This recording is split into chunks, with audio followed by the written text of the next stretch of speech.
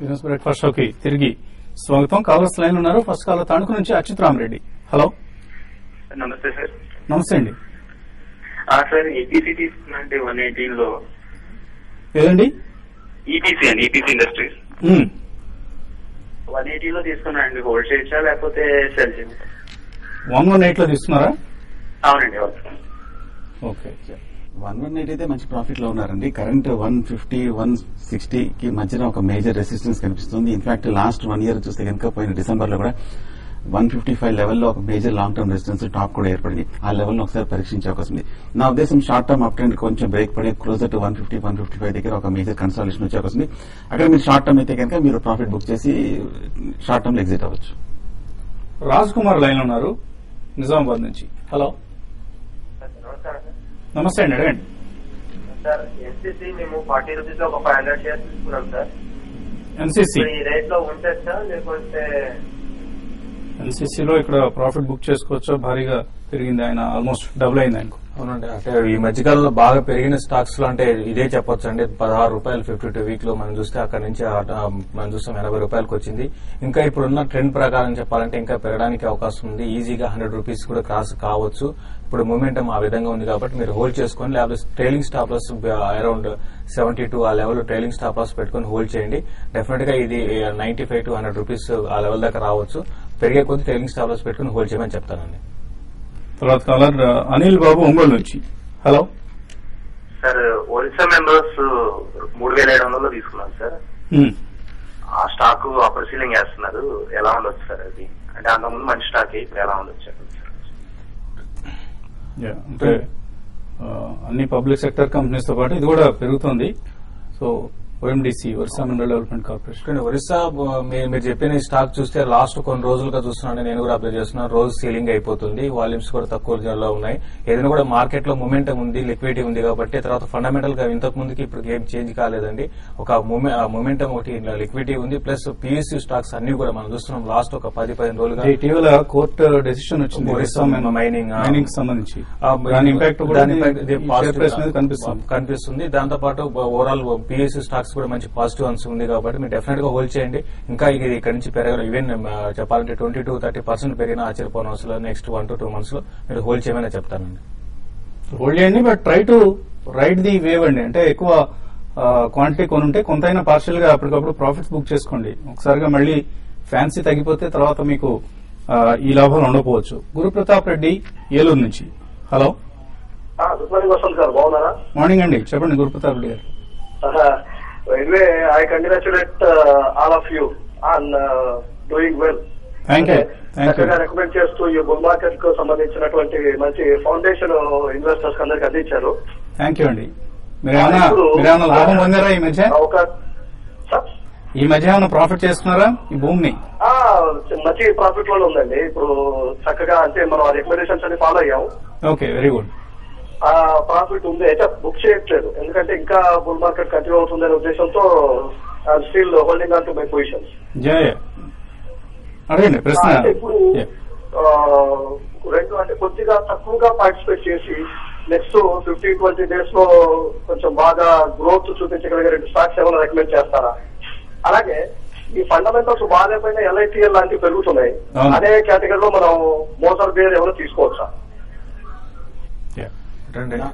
నా ఉద్దేశం అయితే మటుకు మోసర్ బేర్ అలాంటి కొంచెం వీక్ అండర్ పెర్ఫార్మింగ్ స్టాక్స్ అయితే అవాయిడ్ చేయడం మంచిదండి. నెక్స్ట్ 15-20 డేస్ కి అయితే మటుకు చెప్పడం కష్టం షార్ట్ టర్మ్ లో, ఎందుకంటే నెక్స్ట్ షార్ట్ టర్మ్ లో అయితే మార్కెట్ ఒక కన్సాలిడేషన్ లోనే వచ్చే అవకాశం ఉంది.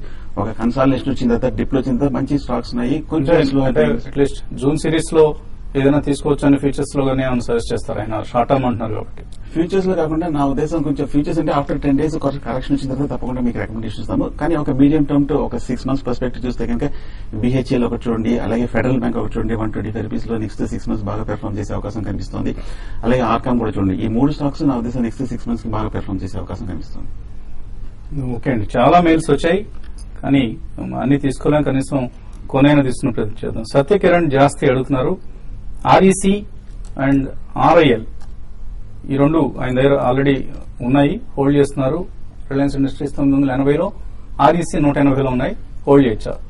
రెండు కూడా హోల్డ్ చేయండి. ఆర్ఈసీ అయితే చాలా స్ట్రాంగ్ అప్ మూవ్మెంటం అనేది కొనసాగడానికి అవకాశం ఉందండి. లాస్ట్ 1 మంత్ కానీ చూస్తే 41% పెరిగింది. అయితే కొంత ఓవర్ బాట్ ఉందండి. కొంచెం ఈ లెవెల్లో మీరు ఒక అరౌండ్ 380 ఆ లెవెల్కి వచ్చినప్పుడు ఆర్ఈసీలో మాత్రం కొంచెం ప్రాఫిట్ బుక్ చేసుకోండి, మళ్ళీ లోయర్ లో బై చేసుకోవచ్చు. రిలయన్స్ ఇండస్ట్రీస్ మాత్రం కంటిన్యూగా పెరిగే అవకాశం ఉందండి, దాన్ని హోల్డ్ చేయమనే చెప్తానండి. పి శాస్త్రి అడుగుతున్నారు, Sunil Hitech, NCC, Jain irrigation 2 years కోసం ఇక్కడ తీసుకోవచ్చు. సునీల్ హైటెక్ బాగా బులిష్ గానే కనిపిస్తుంది. లాస్ట్ 1 week చూస్తే విపరీతంగా కూడా పెరిగింది. కొంచెం డిప్ లో బై చేయడం మంచిది, కొంచెం కూల్ ఆఫ్ అయిన తర్వాత. అలాగే జైన్ ఇరిగేషన్ కూడా బాగా బులిష్ గానే కనిపిస్తుంది, కొంచెం డిప్ లో బై చేయడం 2 స్టాక్స్ మంచిది.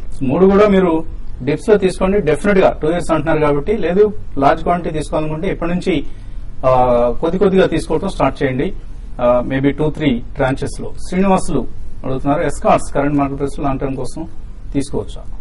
ఎస్కార్ట్స్ అయితే కొంచెం అవాయిడ్ చేయమని చెప్తానండి. స్టాక్ అయితే హై నుంచి పడడం చూసాము, ప్లస్ కొంచెం మేనేజ్మెంట్ ఇష్యూస్ కూడా రావడం మనకి చూసాము. కాబట్టి స్టాక్ అయితే అవాయిడ్ చేయండి. దీంట్లోనే మీరు అశోక్ లైలాండ్ తీసుకోండి, ఇప్పుడే మేజర్ అప్డేట్ లో ఉంది, 50 రూపాయల దాకా పెరగడానికి అవకాశం ఉంది. హిందుస్థాన్ శానిటరీ వేర్ పరిస్థితి ఇచ్చేసి ఓవరాల్ గా మీరు అన్ని స్టాక్స్ చూస్తే కూడా కొంచెం బులిష్ గానే కనిపిస్తుంది. సో ఈ పర్టికులర్ స్టాక్ కూడా నా ఉద్దేశం కొంచెం మిడ్ క్యాప్ లో కొంచెం పెర్ఫార్మ్ చేస్తున్న కంపెనీ. ప్రస్తుతానికి అయితే మీరు hold all sanitary ware companies are expected to do well, and including Hindustan Sanitary Ware, maybe you can purchase. Ramkrishna, current market price లో జోసిల్, ఆంధ్ర షుగర్స్, ఈ రెండిట్లో ఏది బెటర్ మీడియం టర్మ్ కోసం? జోసిల్ చూస్తే కనుక టెక్నికల్ గా పెద్ద ఏమి ఇన్ఫర్మేషన్ కనిపించట్లేదు. ఓవరాల్ గా కొంచెం సైడ్ వేస్ లో కనిపిస్తుంది. ప్రస్తుతానికి అయితే మటుకు నా ఉద్దేశం ఫ్రెష్ బయింగ్ అయితే 2 స్టాక్స్ ని అవాయిడ్ చేయడం మంచిది. ఈ రెండింటికంటే కూడా ఇంకా బెటర్ స్టాక్స్ చాలా కనిపిస్తున్నాయండి. మేబీ షుగర్ సెక్టర్ లో కూడా మనకు బజాజ్ హిందుస్థాన్ లాంటివి బెటర్ గా పెర్ఫార్మ్ చేయొచ్చు దాన్ ఆంధ్ర షుగర్స్. గ్రంథి లక్ష్మి అడుగుతున్నారు, ఎన్సీసీ 65 రూపాయల్లో చాలా రోజులుగా హోల్డ్ చేస్తున్నారు, చిన్న డిప్ ఏమైనా వస్తుందా?